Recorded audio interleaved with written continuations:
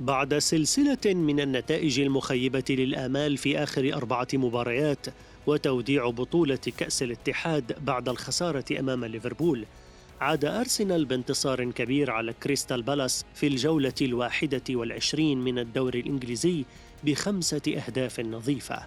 ففي الدقيقة 11 سجل المدافع البرازيلي غابرييل هدف أرسنال الأول عن طريق رأسية مميزة بتمريرة حاسمة من ديكلان رايس.